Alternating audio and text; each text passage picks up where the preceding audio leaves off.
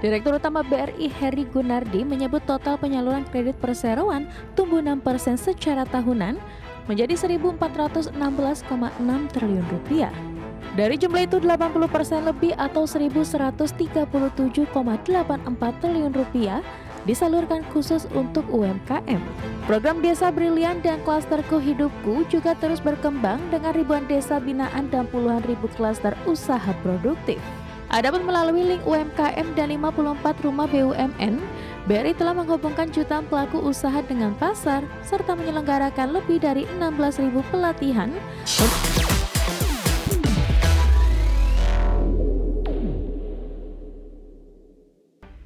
Kembali bersama kami pemirsa, Bank Rakyat Indonesia atau emiten yang berkode saham BBRI kembali menegaskan komitmennya dalam mendukung sektor UMKM sebagai penggerak utama ekonomi nasional. BRI menyalurkan lebih dari Rp1.000 triliun kredit UMKM hingga paruh pertama 2025.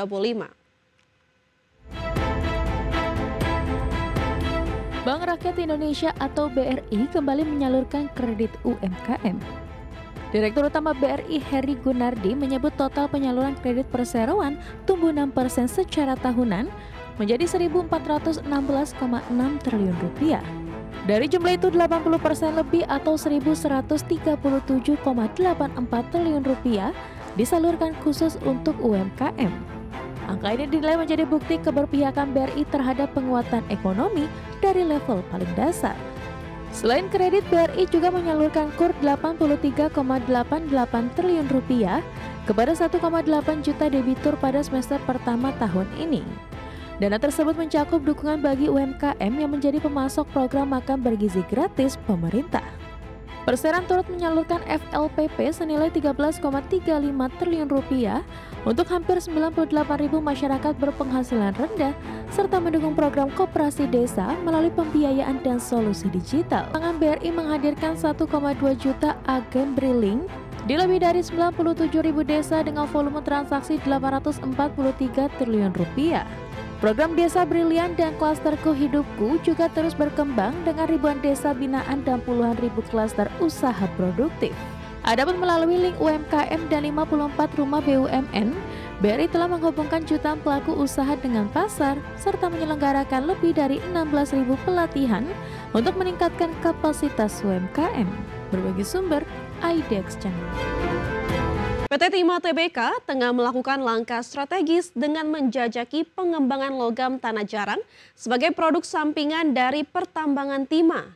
Ini menjadi peluang baru yang menguatkan posisi TINS di industri pertambangan. PT Timah Tbk tengah melakukan langkah strategis dengan menjajaki pengembangan logam tanah jarang.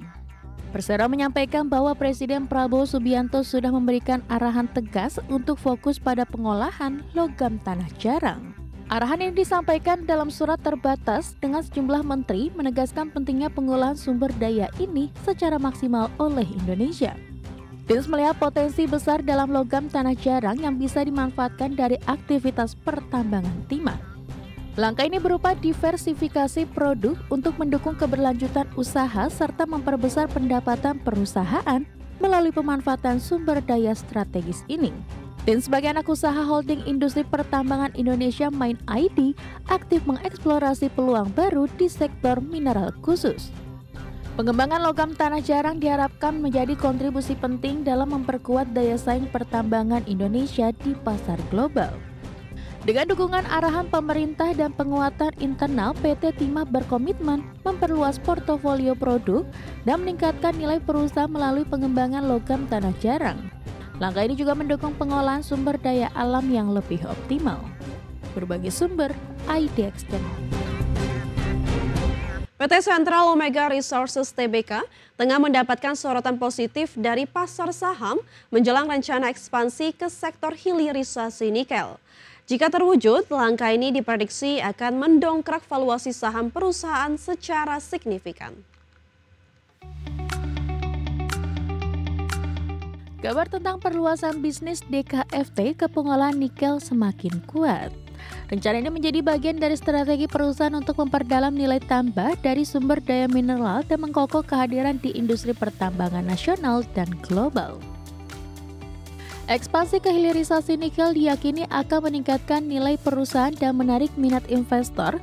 Pergerakan saham DKFT menunjukkan respon positif terhadap prospek jangka panjang yang lebih cerah akibat diversifikasi usaha ini. Pengembangan hilirisasi mineral termasuk nikel diyakini akan meningkatkan kapasitas produksi dan nilai output perusahaan. Hal ini sesuai dengan dorongan pemerintah untuk mendorong kemandirian dan nilai tambah sumber daya alam Indonesia melalui hilirisasi. Dengan langkah ekspansi hilirisasi nikel, DKFT menegaskan komitmennya dalam memberikan nilai tambah dan meningkatkan kinerja keuangan perusahaan. Langkah ini juga membuka peluang pertumbuhan pasar yang lebih luas serta menarik investor baru. Berbagai sumber, IDX Channel. Pemirsa, kita beralih ke update penutupan IHSG sesi pertama, di mana IHSG hari ini ditutup menguat 0,3% ke level 7.929,3. Adapun IHSG tadi pagi dibuka di level 7.923 dan sempat menyentuh titik tertinggi di level 7.938. Adapun 352 saham mengalami penguatan, 283 saham mengalami penurunan, dan 167 saham tidak berubah atau stagnan. Dan dari sisi top losers atau top gainers, pemirsa, maksud kami, saham-saham mengalami penguatan tertinggi ada WIFI yang mengalami kenaikan 4,88%, ADRO mengalami kenaikan 4,32%, Brand mengalami kenaikan 9,58%, dan BRPT mengalami kenaikan 5,96%. Dari top losers, pemirsa, Cuan mengalami penurunan 3,24%, BMRI mengalami penurunan 1,63%, MTEK mengalami penurunan 5,51%, dan BBRI mengalami penurunan 1,68%. Dari pergerakan sektoral, pemirsa, ada industri dan barang baku yang sama-sama mengalami penguatan di 2,52% dan 1,53%, sementara keuangan mengalami penurunan di 0,54% dan konsumsi non-primer sama juga mengalami penurunan di 0,39%.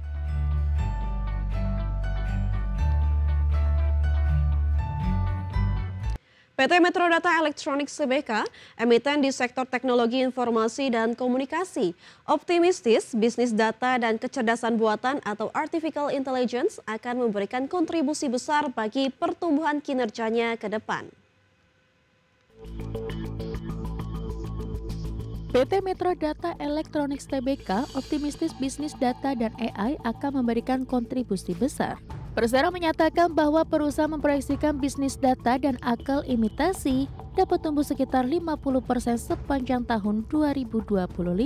Proyeksi ini didasari oleh pencapaian positif tahun sebelumnya di mana sektor bisnis digital tersebut tumbuh hingga 56% secara year-on-year. Kinerja positif di sektor bisnis data dan AI pada 2024 menjadi fondasi keyakinan MTDL untuk melanjutkan ekspansi dan pengembangan layanan. Perusahaan berencana menggenjot penetrasi pasar serta inovasi produk demi memperluas kontribusi pendapatan dari segmen teknologi mutakhir ini. Persero menegaskan inovasi teknologi dan kerjasama strategis dengan berbagai mitra menjadi kunci untuk mempertahankan laju pertumbuhan bisnis data dan AI. Upaya ini untuk memastikan Metro Data Electronics tetap kompetitif dan relevan menghadapi perkembangan pesat di industri teknologi.